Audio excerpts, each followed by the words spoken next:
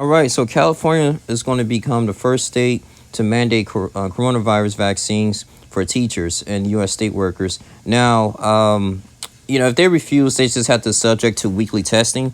So this is implemented by Gavin Newsom. Also, too, I think they got this. They adopted this decision too by Mr. Fauci. And it was thinking basically, because since we got the Delta strand, and it's actually forcing a lot of closures too in school, and you got millions of children going back to school. We need to do everything they can to protect them, protect their health, from this respiratory disease. Now, he said, we believe this will be the well received because it's the right thing to do. Keep our most precious resources, our children, safe, said Newsom, who spoke from an elementary school in Oakland, which returned 35,000 students to school this week. So the governor called the vaccine requirement essential to ensure schools are able to remain open as the new COVID-19 variants challenge well-laid school reopening plans. One thing that can end this pandemic once and for all is available to everybody in an abundance, and that's the vaccine. All right, I'm going to get to that in a minute. California teachers unions, the California Teachers Association, and the California Federation of Teachers backed the vaccine mandate, lauding Newsom for collaborating with labor leaders over the issue. Now, with this announcement, we have a very important layer of protection for our students in place, said Keith Brown, president of the Oakland Education Association. I encourage all who can get the vaccinated. Vaccines work and they keep our students and community safe. For the National Education Association, the American Federation of Teachers began supporting vaccine mandates for educators as long as there is an option to test weekly for those who cannot be vaccinated or do not wish to be, a position they were initially hesitant to take.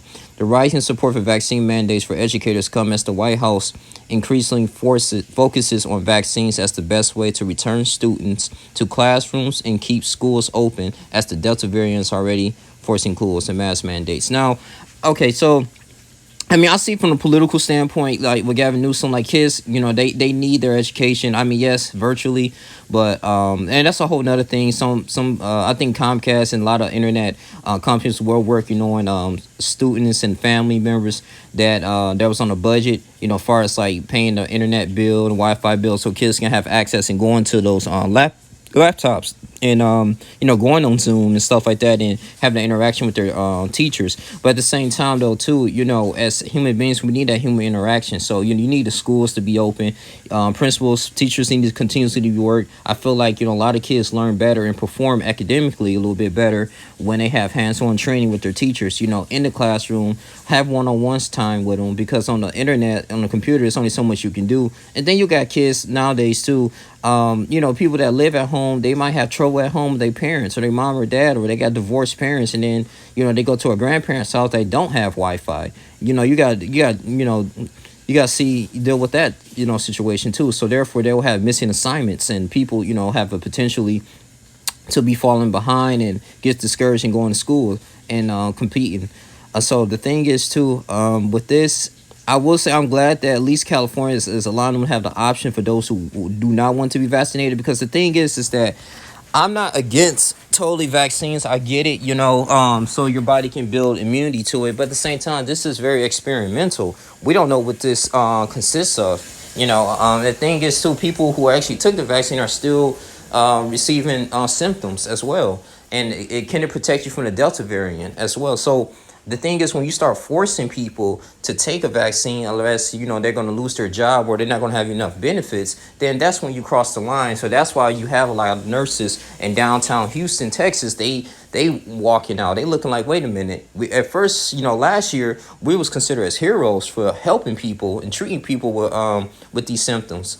And now, since we making a medical decision not to, get injected by this, you telling us like, okay, we got to leave, or else. And so, when you putting people backs against the wall like that, that can create a lot of uncertainty, so it's a lot of uncertainty going on with this vaccine here. The thing is too, for religious reasons, could it be the mark of the beast? Personally, I think it is, but it might not be. But at the same time, though, I'm thinking like 15, 20 years from now, we don't know if you take the vaccine, is something going to happen to you 20 years down the line. And at the end of the day, I think in 1986, they had something similar to this, that the Vaccine Industry Act. And for the most part is that if you take a vaccine or something like that, or any medical experiment, and something happened to you medically, and you can't sue the company. So I mean, are we going to be facing with that? It's just a lot of questions. At the end of the day, man. I mean, it doesn't really build immunity to it. I mean, will it COVID ever go away? Even if everybody get vaccinated, is it a part of controlled population? So these are the questions that a lot of people have, and at the end of the day, you got people who are asymptomatic as well. But you still like, hey, if you don't get the vaccine, you can't buy, you can't sell things, you can't go nowhere. You just isolate at home. It's not a good way. So that's why so many protests in Australia, France, and it's just like tyranny. But at the end of the day, man, you can't just stop what people trying to do like every single day. Like you gotta work, people gotta put food on the table. So it's gonna make people conform. But I just really find this interesting though. I don't know if I'm not against anyone who took the vaccine. If you took the vaccine, you gotta do what you gotta do. I understand, but I mean, I believe you should have a choice. I mean, yes, COVID is real, but it's not to the point. It's not astronomical that a whole bunch of people are dying, at the end of the day, all at once. So I think it should be optional that you should take this vaccine. That's all it is. And you should treat people with respect who decide not to take it. But that's all we have to say. You guys continue to like, comment, subscribe, share this video. Let's have a discussion what you guys think about this, man, especially for my people who are in California. See what y'all think about this, man. Governor Gavin Newsom did the right thing with this. I'm out. Deuces.